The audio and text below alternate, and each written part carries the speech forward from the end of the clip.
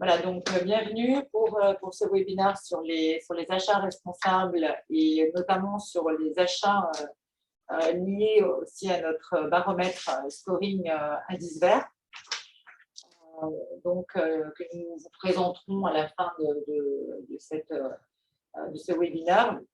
On a effectivement repensé la plateforme pour nos fournisseurs. Vous savez que l'indice vert aujourd'hui score les fournisseurs sur leur maturité en termes d'achat responsable, enfin en termes de RSE, sur les 4 piliers de la RSE, mais plus particulièrement sur la partie achat responsable, ce qui aujourd'hui gouverne beaucoup de nos relations avec les fournisseurs. L'enjeu, et on en dira un peu plus tout à l'heure, est que maintenant nous fassions le parallélisme entre un référencement d'un nouveau fournisseur, d'un primo référencé et l'évolution dans les référencements et le renouvellement de contrats, et qu'au fur et à mesure, ce parallélisme soit fait avec l'indice vert.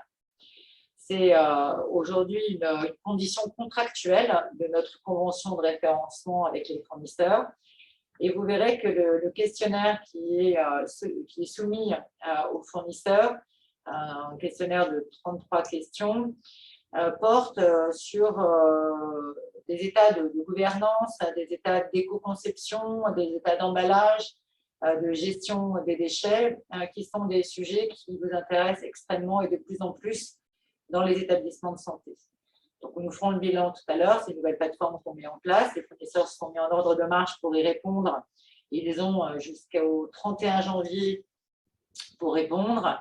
Et vous aurez le scoring final qui apparaîtra sur les catalogues de commandes en ligne CAP à partir du mois d'avril, quand David aura validé, parce que les 33 questions auxquelles répondent les fournisseurs sont validées grâce à l'intelligence artificielle et un référentiel qui est travaillé, mais deux aussi validées par le regard et l'intelligence humaine, ce qui est quand même pour nous aussi le plus important.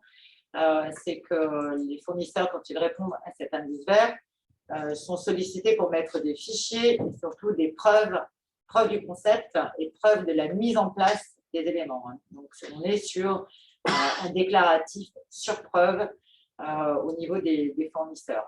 On voit depuis le début de l'indice vert, depuis 2012, que nous avons de plus en plus de fournisseurs qui y répondent avec des maturités différentes. C'est pour ça qu'on met des notes. Il y a 6 types de notes et que la maturité grandit. Je pense que David est d'accord au niveau des fournisseurs. Et la démarche, elle est encore, vous la connaissez, bienveillante. C'est une démarche d'accompagnement vis-à-vis des fournisseurs.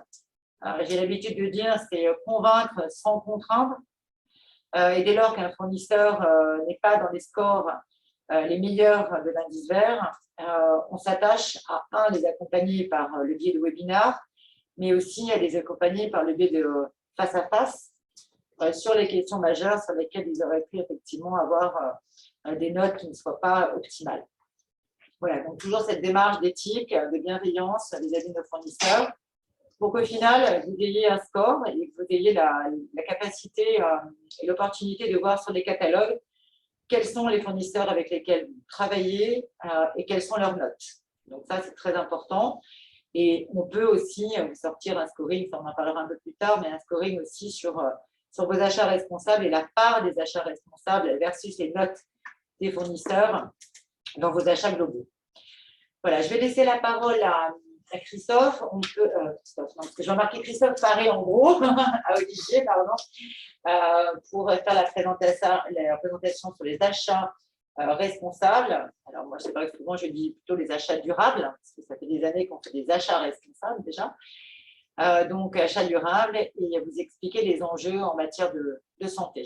N'hésitez pas à poser des questions sur le chat si vous le souhaitez, et nous pourrons y répondre à la fin ou au fil de l'eau. On verra.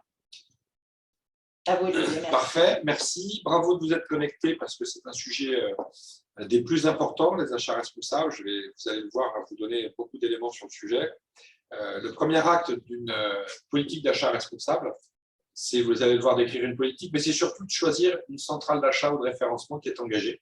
Donc, à ce titre, bien, déjà, vous l'avez fait, c'est bien. mais ce n'est pas le cas en France partout. J'ai de nombreux exemples que je ne citerai pas maintenant, mais pour dire qu'en effet, rares sont les centrales d'achat très engagées avec des indicateurs de la mesure et des choses qui soient vérifiables. Première étape d'une politique d'achat, avant même, et ce sera mon conclusion, d'arriver à des indicateurs tels que l'indice vert, c'est de définir une politique d'achat responsable. Il faut qu'elle soit écrite. Là, je me suis amusé à vous en décliner une. On ne va pas rentrer dans le détail, mais il y a même des pharmaciens aujourd'hui que l'on accompagne qui mettent en place des politiques d'achat, donc ce qui change complètement la donne. Car aujourd'hui, les pharmaciens sont quand même en contact avec des milliers de Français tous les jours. S'ils n'ont pas une politique très spécifique là-dessus, eh bien, en fait, les citoyens ne sont pas forcément bien informés. Donc, ça, c'est la première étape. La deuxième étape, c'est de définir 3 objectifs majeurs que je vais vous présenter.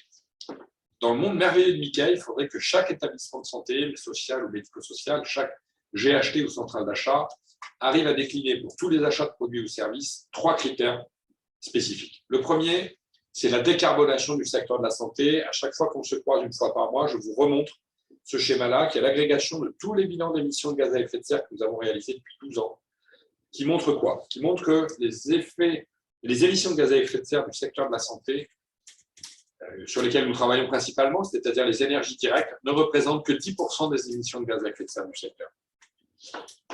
Donc, la question à se poser, c'est comment réduire les émissions de gaz à effet de serre des autres 90%. Premier sujet sont les déplacements. On ne va pas rentrer dans ce détail maintenant. Le second, c'est l'économie circulaire par la réduction et la valorisation des déchets. Ensuite, l'éco-conception des bâtiments. Et le gros chapitre qui est en vert, ce sont les achats. En clair, il faut retenir que 60% de l'empreinte carbone du secteur de la santé, 60% ce sont les achats. Donc, si on ne travaille pas sur ce sujet-là, je vais vous dire autrement, on ne décarbonera jamais le monde de la santé. Petit chiffre encore au passage, on tape beaucoup sur l'aviation civile qui ne représente que 4% des émissions de gaz à effet de serre françaises et mondiales, alors que le monde de la santé est à 8%. Donc, si on veut vraiment faire un travail demain sur ces sujets-là, il ne suffira pas de travailler sur la consommation d'énergie directe, mais bien d'avoir un critère de décarbonation dans notre politique d'achat. Ça, c'est le premier critère. Le second critère, c'est celui de la dépollution. La dépollution, c'est-à-dire d'analyser la composition des contenants et des contenus de tous les produits que l'on achète pour arriver à faire en sorte que dans quelques années, on ne voit plus ce genre d'informations. C'est-à-dire que vous nous entendez souvent parler de la santé environnementale, des phtalates contenus dans les dispositifs médicaux ou les revêtements de sol ou les procédés de décoration, les mobiliers ou les procédés de construction. Eh bien, aujourd'hui, on retrouve des phtalates dans les œufs des goélands en bout de chaîne alimentaire. On retrouve même des microbilles de plastique dans le placenta des femmes enceintes en France et dans l'eau de pluie. C'est la nouveauté de cet été. Et ça, ce n'est pas eux, ils, l'État, les autres, c'est bien nous qui consommons et surconsommons ces produits. Donc, le deuxième critère de choix pour un produit, c'est de dépolluer. Le troisième critère de choix est plus complexe, moins connu des Français, c'est celui de la réduction de la déforestation importée. Il faut savoir que la crise de la Covid que nous vivons aujourd'hui, la cause majeure, c'est cette déforestation dont nous sommes responsables. 15 millions d'hectares de forêts sont détruites dans le monde. Le premier pays qui concourt à la déforestation, c'est la Chine. Et le deuxième continent, c'est l'Europe. C'est-à-dire que nous sommes les seconds responsables à cause de nos achats. Ce sont surtout des achats de restauration.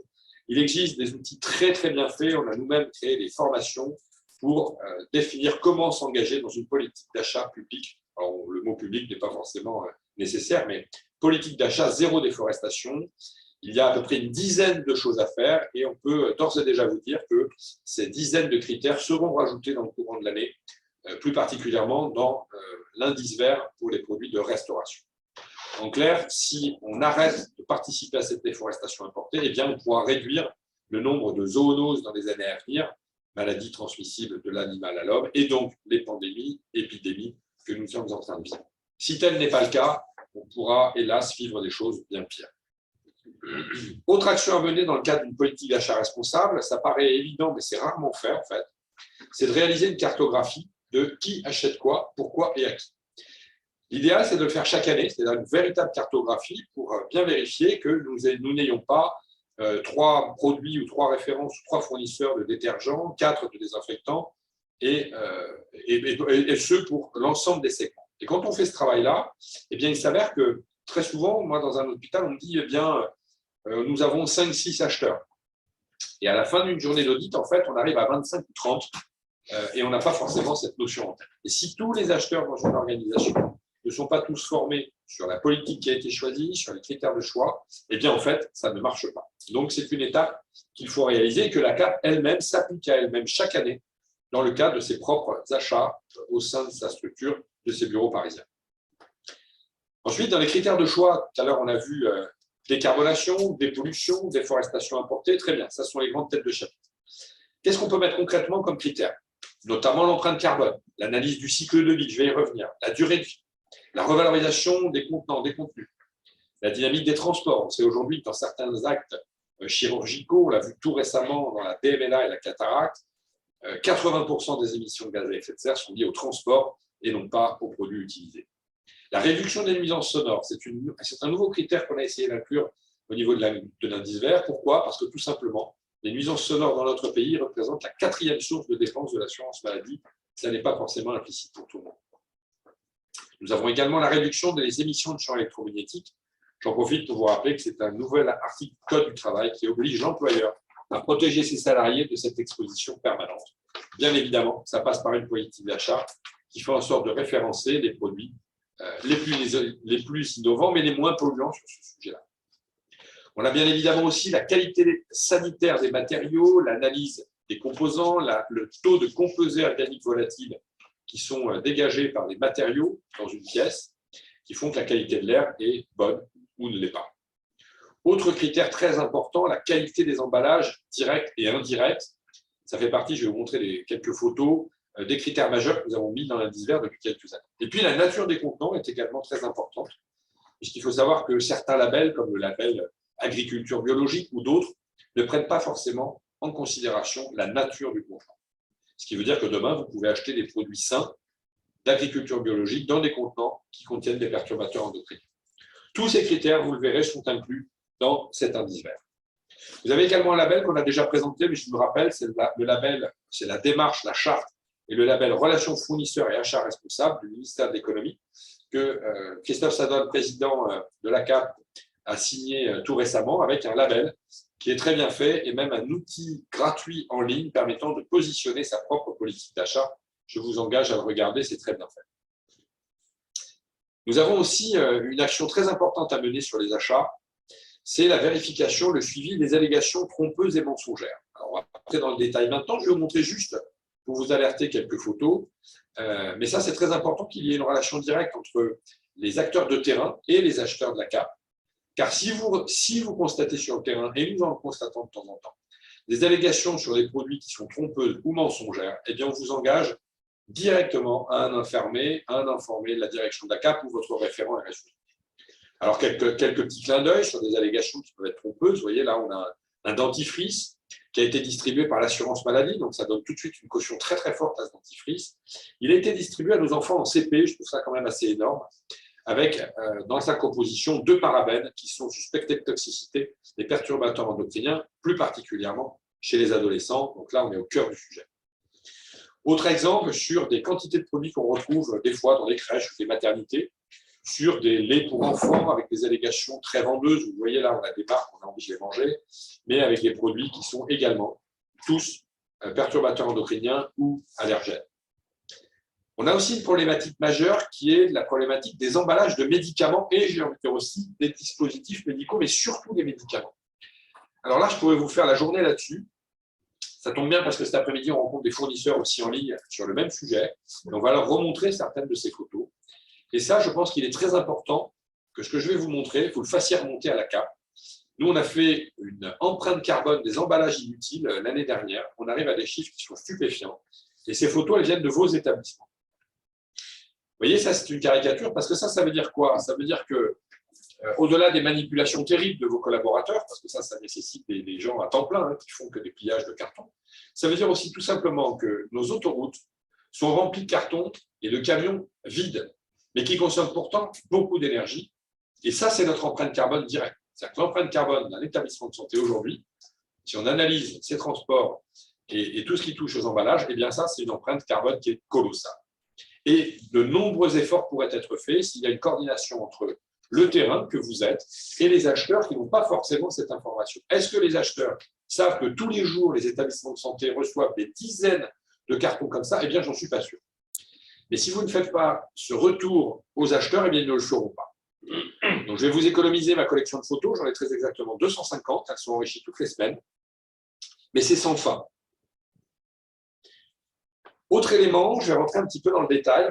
Je vais essayer de faire le plus synthétique possible pour ne pas être trop lourd, mais je pense qu'il est très important que les établissements de santé, plus particulièrement privés, qui sont adhérents à la CAP, plus privés que publics, il faut que vous sachiez qu'il y a un plan national d'achat durable qui existe, qui vient d'être édité pour 2021-2025. Alors, c'est très lourd, il y a plein de pages, il y a plein de choses. J'ai essayé de vous en faire une petite synthèse. Vous aurez le document d'ailleurs, je vous le transmettrai tout à l'heure. Je vous en ai fait une petite synthèse. Les phrases les plus importantes sont surlignées en jaune. Je ne suis pas sûr que dans le secteur privé, on a la conscience de ça, mais il faut savoir qu'aujourd'hui, il existe donc cet acronyme compliqué, le SPASER, le schéma de promotion des achats publics socialement et écologiquement responsables. Donc, la plupart du temps, les pays privés ne sont pas au courant de ça, les établissements privés. Et c'est bien dommage, parce qu'il faut savoir que l'ensemble du secteur public va appliquer ça, ce qui veut dire que le secteur privé et donc la CAP, au travers de ses référencements, eh bien, doivent intégrer tout ça. Qu'est-ce que c'est qu'un SPASER? Eh bien, c'est le fait d'intégrer, de comporter des indicateurs précis exprimés en nombre de contrats ou en valeur sur les taux d'achat public relevant des catégories de l'achat socialement et écologiquement responsables. Ça veut dire qu'un hôpital ou une administration publique va être noté, scoré en fonction de ses achats socialement et écologiquement responsables. Dans les critères d'attribution, on va rendre obligatoire la mise en œuvre de critères environnementaux. Et idem sur les critères sociaux, pareil. Dans les critères d'exécution, dans les conditions d'exécution, les contrats de conditions d'exécution doivent prendre en compte des considérations relatives à l'environnement et relatives au domaine social. Ce n'est pas plus défini que ça. C'est pour justement laisser une certaine souplesse, c'est comme ça que c'est dit dans le texte, aux acheteurs. Alors, la souplesse, ça veut tout dire et rien dire. Donc, la porte est ouverte à la fixation de critères. Et bien justement, vous le verrez, l'indice vert, c'est ça, c'est la fixation de critères pour challenger les fournisseurs. Autre mesure importante, nouvelle interdiction de soumissionner à l'appréciation de l'acheteur en renforçant la prise en compte du développement durable dans la commande publique, en permettant à l'acheteur d'écarter la candidature d'une entreprise qui ne respecterait pas ses obligations de transparence sur les actions menées en termes de prévention des risques sociaux et environnementaux dans le cadre de son activité. Donc ça, c'est très récent. Jusqu'à présent, on nous disait « Ah oui, mais on ne peut pas demander à l'établissement d'avoir un bilan carbone ou autre, c'est discriminant. » Eh bien non, ça, c'est en train de changer. Enfin, dernier élément à comprendre, et à mon avis un des plus importants, ce sera demain, quand je dis demain, c'est avant 2025, donc ça va aller très vite. Donc pour nous, individuellement, 2025, ça paraît encore un petit peu loin, mais en termes macroéconomiques, c'est vraiment demain matin. Eh bien, ce sera la mise à la disposition des acheteurs par l'État d'outils opérationnels de définition de l'analyse du cycle de vie des biens pour les principaux segments d'achat. Donc ça, si je reviens sur le schéma que je vous montrais tout à l'heure, comme quoi 55% de l'empreinte carbone de l'hôpital sont représentés par les achats, le problème de fond que nous avons, c'est qu'en réalité, en France, il n'existe pas d'outil pour prendre la bonne décision sur l'analyse du cycle de vie, parce que les distributeurs de dispositifs médicaux et de médicaments n'ont pas l'obligation de fournir l'analyse du cycle de vie. Donc à partir de là, ça veut dire que très clairement, tout à l'heure, je vous dis, si on ne travaille pas sur ce segment-là, on ne fera rien, mais très clairement, aujourd'hui, vous ne pouvez pas le faire. Donc, ce sujet, ça s'appelle l'éco-conception des soins. On est spécialisé là-dedans. Chaque année, on est missionné par des établissements pour le faire, mais c'est très, très coûteux parce que pour analyser en éco-conception des soins un acte, il faut entre 10 et 15 jours de travail, vous imaginez, d'experts de chez nous, donc ça coûte vraiment très cher. Alors, on a pris une décision en cette fin d'année. On va relever un défi au niveau de notre équipe. On a contacté le ministère de la Santé pour leur dire que nous avions écrit le process de l'écriture d'un logiciel permettant de faire l'analyse du cycle de vie et l'empreinte carbone des dispositifs médicaux et des médicaments. C'est parti, on a même eu un petit financement de l'ADEME pour nous permettre de démarrer l'aventure. Je ne sais pas si nous irons jusqu'au bout, parce que ce sont des financements importants, mais en tout cas, nous sommes aujourd'hui en mode et en capacité de créer cet outil dans les 18